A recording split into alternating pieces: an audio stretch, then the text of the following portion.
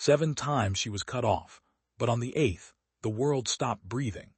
The chamber was supposed to echo with reason, with fairness, with the careful weighing of truth against power. Instead, it trembled under the weight of interruptions. Each gavel strike cracked like a thunderclap, each dismissive interjection ricocheted off marble walls and stung like a slap across the faces of those who had come hopping to witness justice in motion. The courtroom was packed, every seat filled, every aisle lined with spectators who understood they were not merely witnessing a proceeding, but a test of who gets to speak in America and who must remain silent. Murmurs spread like wildfire, restless, uneasy, breaking the solemn air with an edge of disbelief. Some leaned forward, clutching their phones, already recording history in fragments. Others glanced toward the press gallery, wondering how long it would take for the spin to begin. Justice Brown Jackson had made her position unmistakably clear. She would not allow Jasmine Crockett the space to breathe, let alone to finish.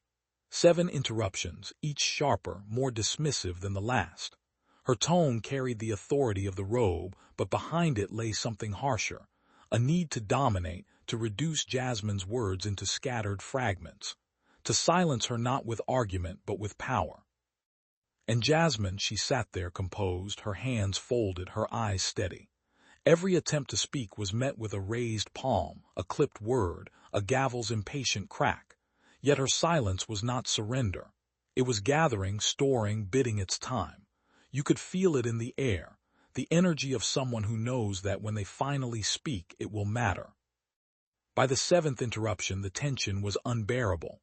Reporters' pens froze mid-sentence. A cough in the back row sounded like an explosion. Even the fluorescent lights seemed to flicker with anticipation.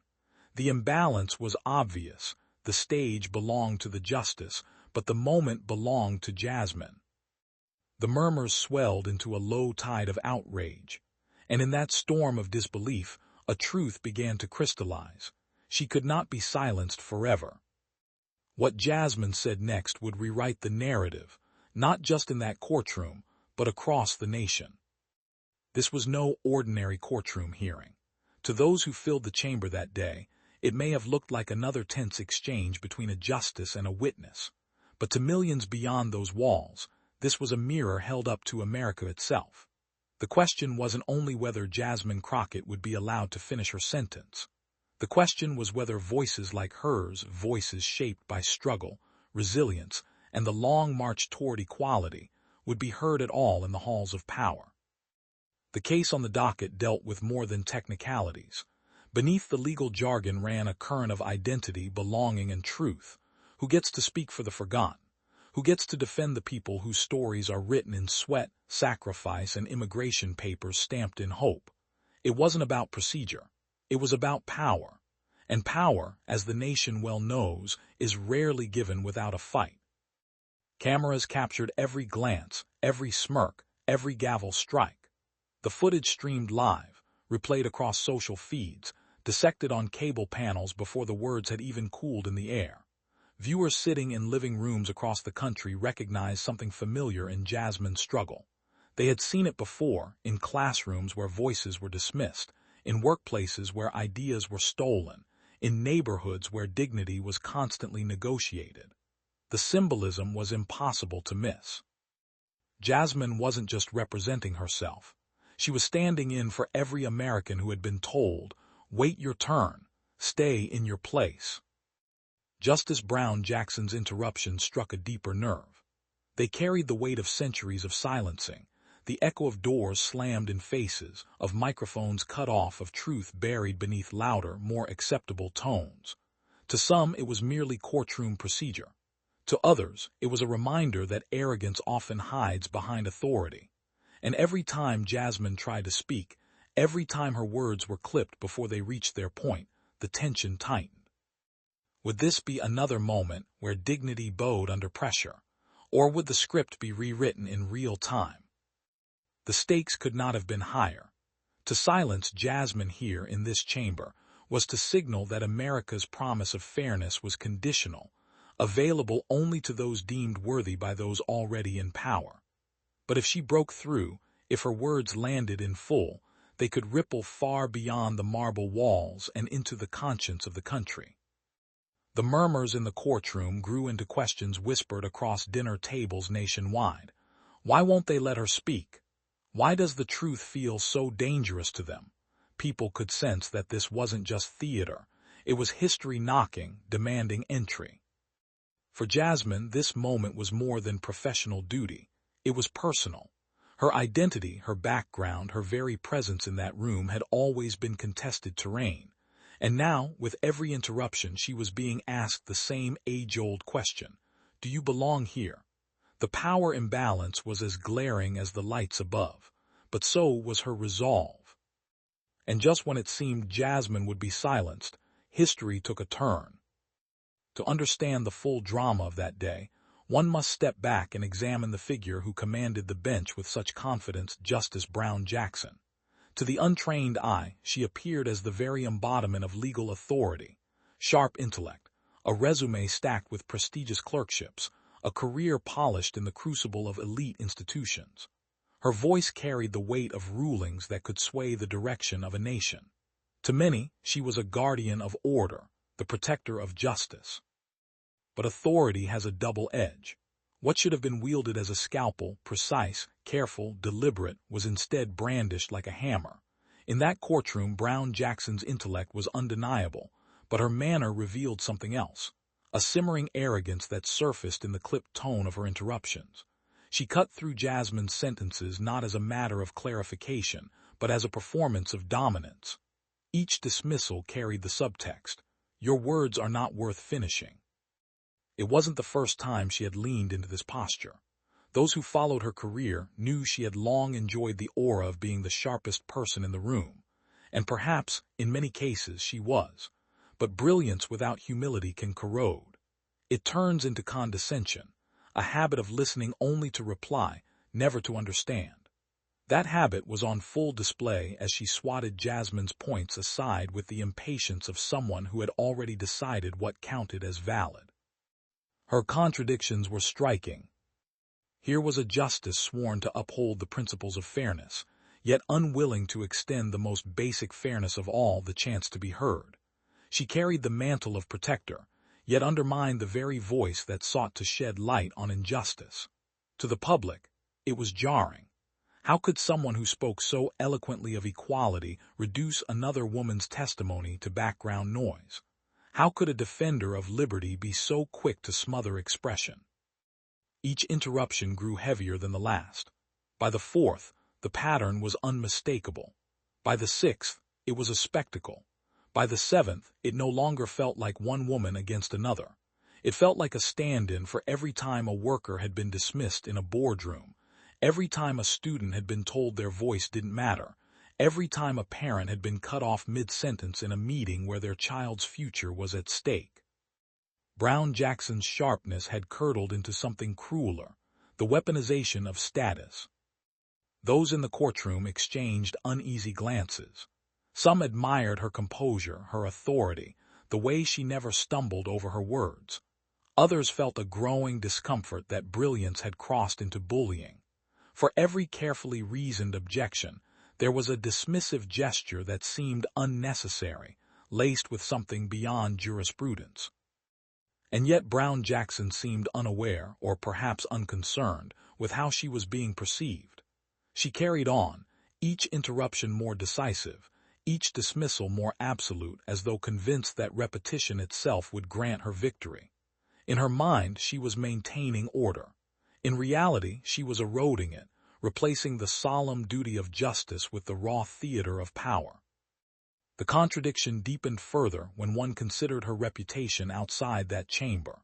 To admirers, she had been hailed as a symbol of progress, a figure who embodied diversity in America's highest places. But what good is representation if it replicates the very silencing it was supposed to dismantle? Her image as a trailblazer clashed violently with her actions that day. To those watching closely, it was impossible not to see the hypocrisy. The celebrated protector of justice now acting as its gatekeeper, allowing her own authority to drown out another's truth. And so, with each cut-off sentence, each silenced word, the drama thickened. It was no longer a matter of legal sparring. It was a matter of dignity. Each interruption was not just about Jasmine. It was about every unheard voice in America. The clash between intellect and arrogance had reached its breaking point, and the tension begged for release. That release was coming, and it would come not from the justice, but from the woman she thought she had silenced. Before the gavel, before the interruptions, before the chamber fell into stunned silence, there was Jasmine Crockett, a woman whose story could not be measured in titles or resumes alone. Hers was a voice carved out of hardship, sharpened by struggle, and lifted by the relentless conviction that silence was never an option. To understand why that eighth point landed with such force, you have to understand the journey that built the woman behind it. Jasmine's roots stretched deep into the soil of working-class America, where dignity was earned, not given. She grew up surrounded by the grit of people who woke before dawn, who worked shifts that stretched long past sunset, who carried the weight of dreams deferred but never abandoned. Her childhood wasn't gilded with privilege. It was grounded in lessons about resilience. How to stretch a dollar, how to hold your head high when others tried to bow it low, how to speak even when the room wanted you silent. From an early age, Jasmine discovered that her voice was both her shield and her weapon. In school, when classmates mocked her background or teachers underestimated her potential, she learned to counter not with silence but with clarity. She spoke for herself, and soon she was speaking for others, the kids who couldn't find the words, the ones who had already given up trying. That instinct carried her into adulthood. Law school was less an academic pursuit and more a battlefield. She entered halls lined with portraits of men who had never known what it meant to be disregarded, who had never carried the burden of proving they belonged. Each lecture, each case brief, was an unspoken challenge. Do you deserve to be here? Jasmine answered that question not with hesitation but with excellence, outworking and outthinking those who doubted her. Her rise into political prominence was never smooth. Every campaign was a test of endurance against systems designed to wear people like her down. Donors questioned her viability. Commentators dismissed her chances. Opponents treated her presence as a novelty rather than a threat. Yet each setback fueled her resolve. Every closed door became a lesson in breaking locks. She stood on stages where the lights burned hot and the skepticism was thicker than the applause. And she made her case with the same force that had carried her since childhood. Unwavering, unapologetic, unafraid. But it wasn't just about her career. Jasmine carried with her the invisible weight of generations, the ancestors whose voices were stolen by chains and laws, the immigrants who were told to change their names and erase their accents, the women who were told their place was in the shadows, not in the spotlight. She embodied them all every time she spoke. And that's why the interruptions cut so deep. To silence Jasmine was not just to silence one woman. It was to repeat a history of silencing that had scarred countless lives before hers. In her speeches, Jasmine often said she never wanted to be the loudest voice in the room. She wanted to be the truest, and that truth came not from theory but from lived experience. She had seen families torn apart by injustice, neighborhoods starved of opportunity, communities treated as afterthoughts in the story of America. She had seen what happened when those people were denied a seat at the table. So when she finally earned her place, she knew her responsibility was not to blend in, but to speak up. That day in the courtroom, as interruption followed interruption, Jasmine's composure was more than strategy. It was survival. She had been here before, not in marble chambers under national scrutiny, but in classrooms, courtrooms, and boardrooms where power tried to shout her down. She knew that rage would only feed her opponents. She knew that patience, delivered with precision, could do more damage than anger ever could.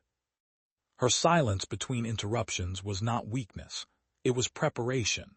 Every clipped word only sharpened the point she was about to deliver. Every dismissive gesture only made her resolve stronger. And those who truly knew Jasmine could see it in her eyes. She was waiting, calculating, readying herself for the moment when her voice would no longer be denied. She wasn't just speaking for herself. She was carrying generations who had been told to sit down and stay quiet. Her story was their story, her battle their battle, her victory their vindication. And when the 8th interruption came, she knew exactly what was at stake. And that's why her 8th point hit harder than anyone expected. The first interruption came like a warning shot. Jasmine had barely begun to lay the foundation of her argument when Justice Brown Jackson leaned forward, cutting in with the crispness of authority. The words weren't cruel, not yet, but the timing carried a sting, a reminder of who held the gavel, who controlled the floor. Jasmine paused, inhaled, then picked up her point again, unshaken. The audience shifted slightly, nodding the tension but not yet alarmed. The second interruption landed harder. This time it wasn't a clarifying question or procedural note. It was dismissal, a slicing away of her sentence before the heart of it could breathe.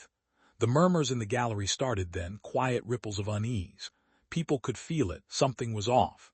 Jasmine steadied herself once more, her tone calm, her gaze unwavering. She had been interrupted before, countless times in countless rooms. But this was different, this was public, on record, a nation watching. By the third, it became impossible to ignore. Brown Jackson didn't wait for pauses. She stepped over Jasmine's words as though they were obstacles. The courtroom air grew thick, restless. Spectators leaned forward, glancing between the justice and Jasmine like referees at a prize fight. Jasmine's composure became its own statement. She refused to raise her voice. She refused to let frustration break through. Every measured response was a quiet defiance. You will not shake me. The fourth interruption sparked visible reactions. A man in the back row shook his head. A woman near the press bench scribbled furiously, her pen barely keeping up with the unfolding drama. Social media notifications lit up in journalists' pockets as the pattern began to trend beyond the chamber walls. Still, Jasmine stayed centered. Her voice, when allowed to emerge, carried no tremor. If anything, the constant silencing gave her words more weight, as though each fragment cut short only amplified the hunger for the full truth. The fifth was sharper, tinged with impatience. Brown Jackson's tone had shifted from firm to condescending, her eyes narrowing, her gestures curt. It was less about the content now and more about control. The audience stiffened. Even those who admired the justice's brilliance began to wonder, was this what fairness looked like? Jasmine met the interruption with silence, not defeated silence, but deliberate.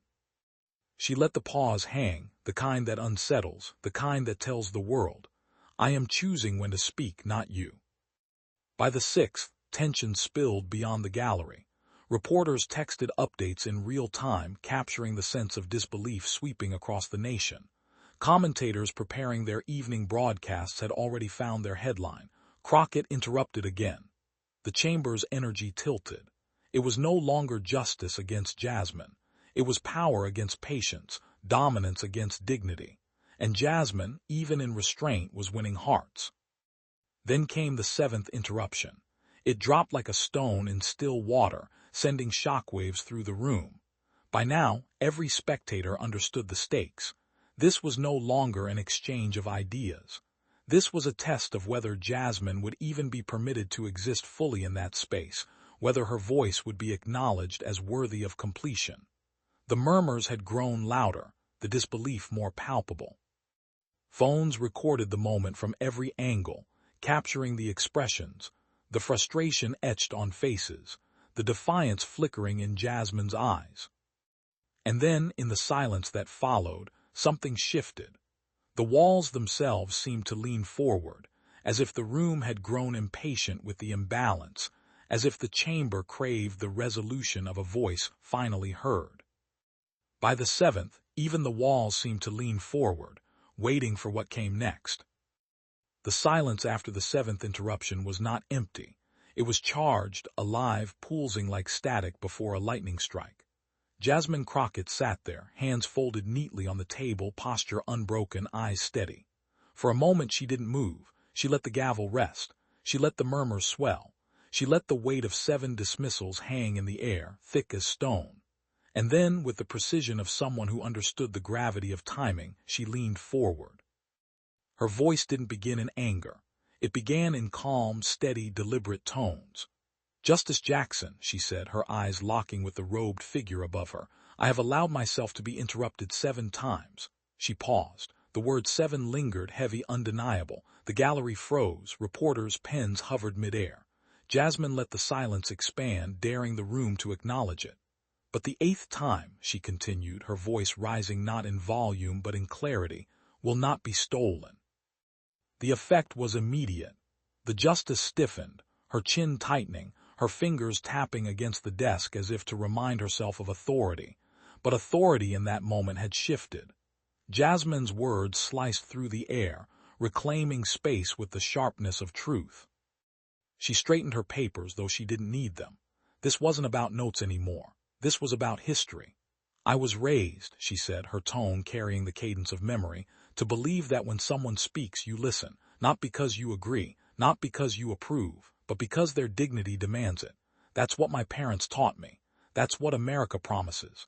And yet here I sit, silenced not by reason, not by evidence, but by interruptions that speak louder than arguments ever could." Gasps rippled through the chamber.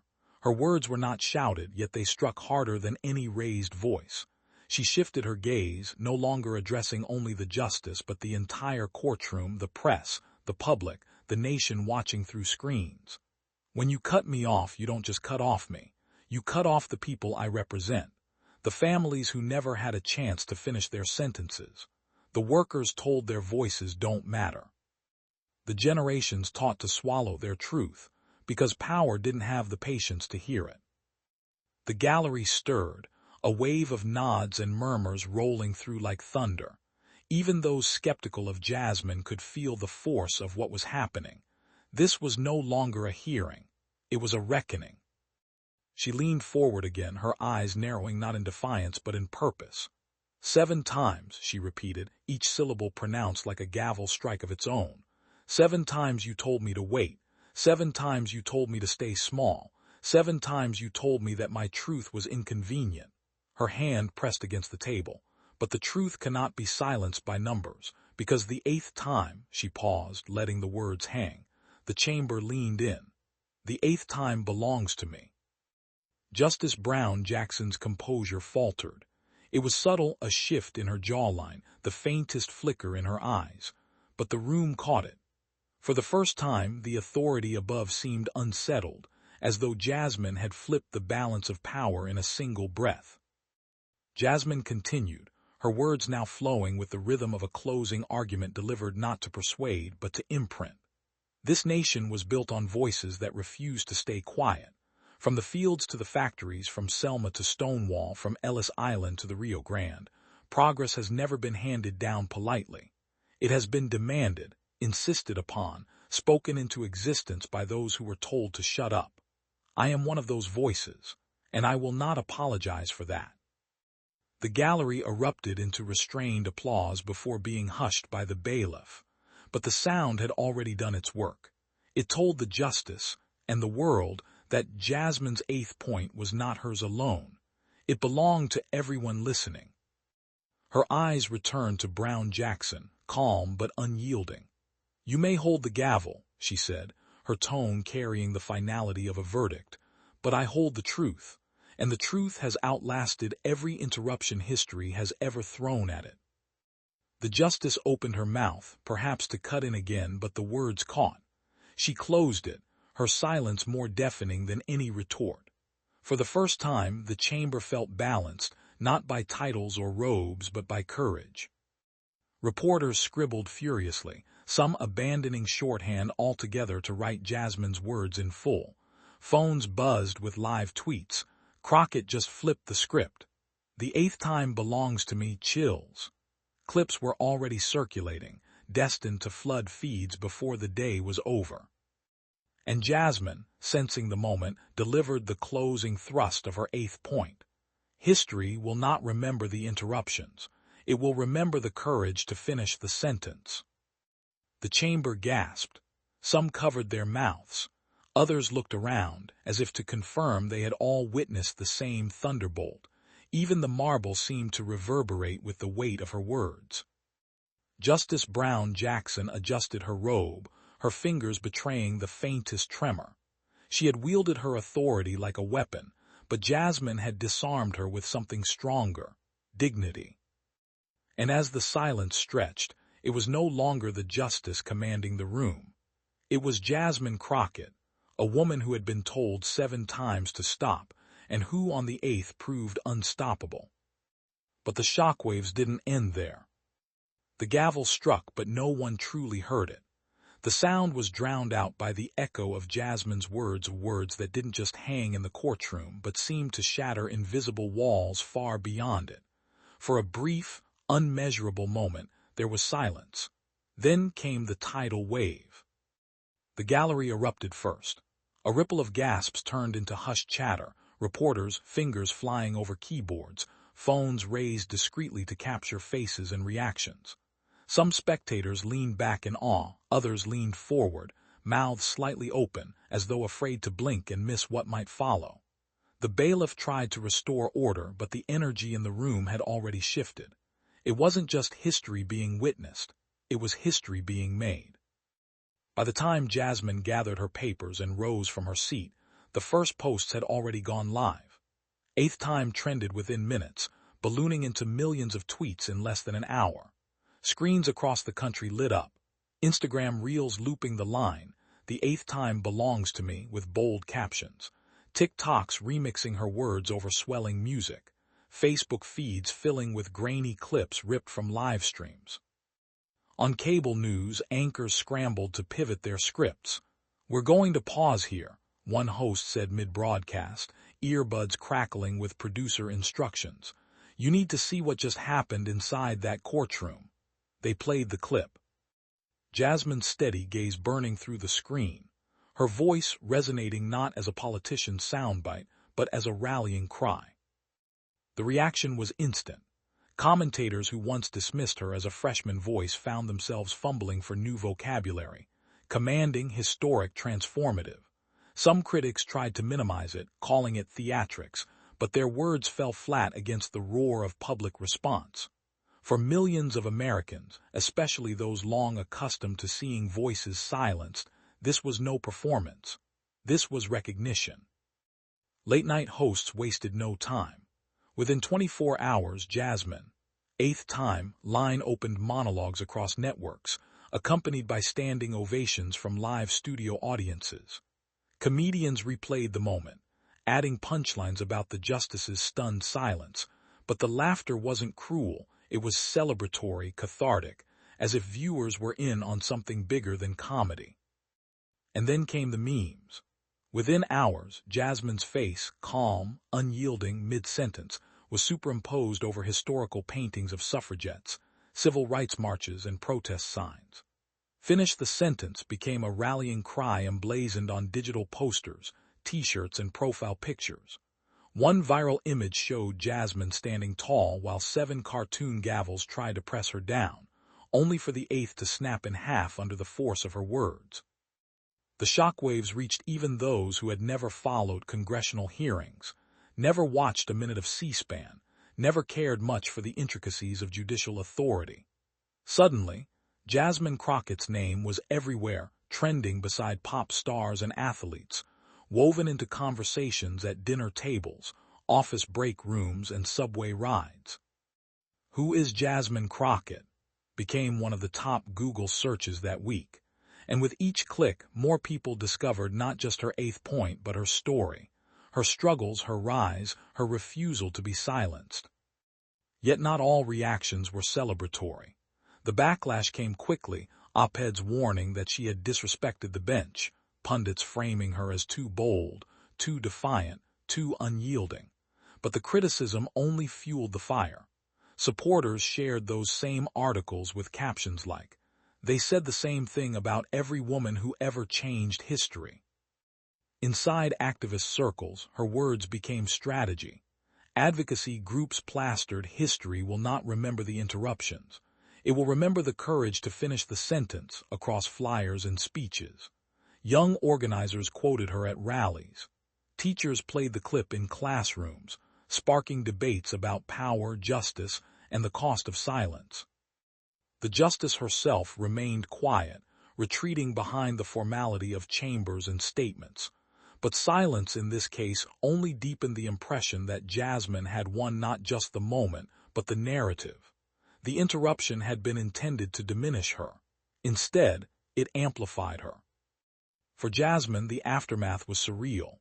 One day, she was a determined representative fighting for airtime in a crowded political landscape.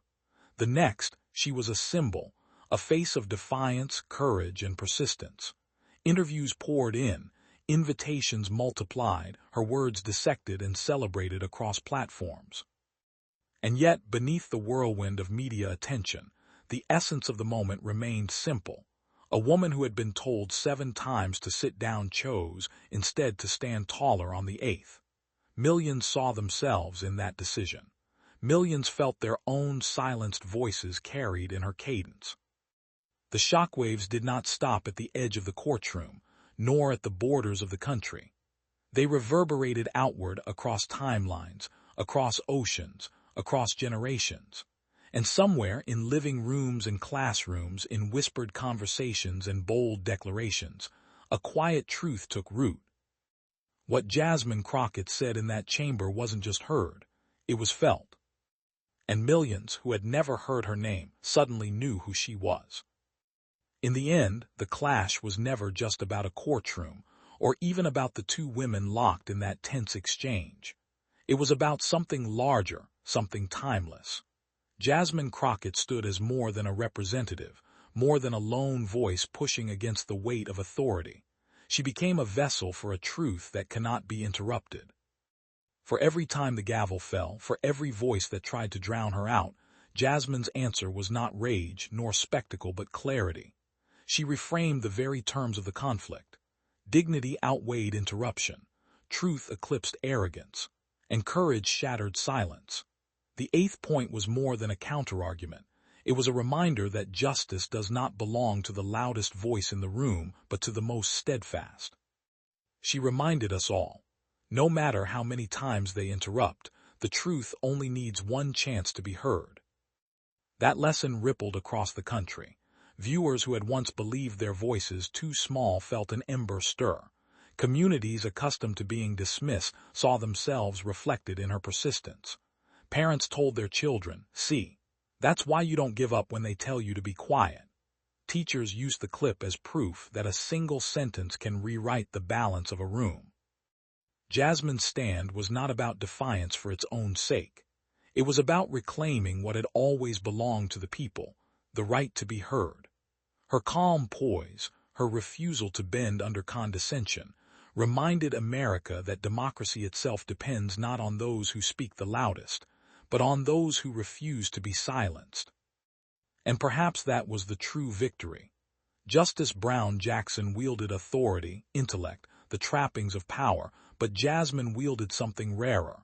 She carried the weight of the unheard, the uncounted, the too often ignored. And when she finally spoke her full truth, she wasn't just answering a justice. She was answering history. The moral burned bright, courage in the face of dismissal, persistence in the face of arrogance, voice in the face of silence. Jasmine showed that interruption is temporary, but truth, once spoken, endures. By reframing the clash as more than a battle of egos, she turned it into a parable. A reminder that dignity can survive disrespect, that strength can thrive in restraint, that one voice, carried with conviction, can stand for millions. And so, the courtroom moment transcended itself. It became a chapter in a longer story, the American story of voices once denied rising anyway, of barriers meant to silence only fueling resolve. As the headlines faded and the memes cycled through their lifespan, what lingered was not just the gasp, or the laughter, or the trending hashtags. What lingered was the lesson, that every interruption is an attempt to erase, and every refusal to be erased is an act of justice. Jasmine Crockett did not simply win a point that day. She won the affirmation that America still listens, that America still remembers, that America still belongs to those who refuse to stay quiet. And for those watching, that victory was not hers alone. It belonged to every voice waiting for its eighth chance, every person told they were too small to matter, every citizen who ever felt invisible in the halls of power. Her words became their words, her victory their proof, her moment their inheritance.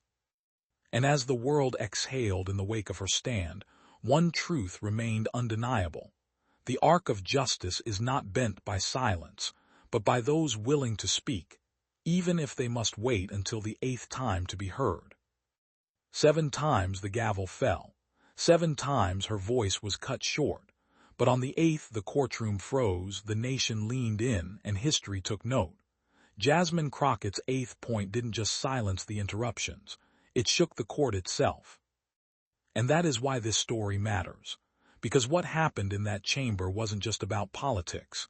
It was about power, persistence, and the reminder that dignity will always outlast arrogance. One voice, steady, unshaken, stood tall against the weight of dismissal, and proved that the truth only needs one chance to be heard. Now the question is no longer whether Jasmine Crockett made her mark. She did. The question is, what will we do with it? Will we let it pass as another fleeting headline? Or will we carry it forward, amplifying the lesson that no interruption can bury a voice determined to rise? This is where you come in. If you believe in voices that cannot be silenced, if you believe in the power of persistence over arrogance, then make this story louder.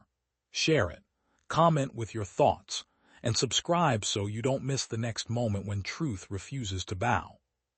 Because this isn't just a video. It's part of a movement where silence is broken, where dignity stands unyielding, and where justice is not whispered but spoken with courage. The 8th point that shook the court will echo for years to come, but its power multiplies every time someone like you carries it forward. So don't let it stop here. Be part of the echo. Be part of the movement. History remembers those who refuse to be quiet. Will you?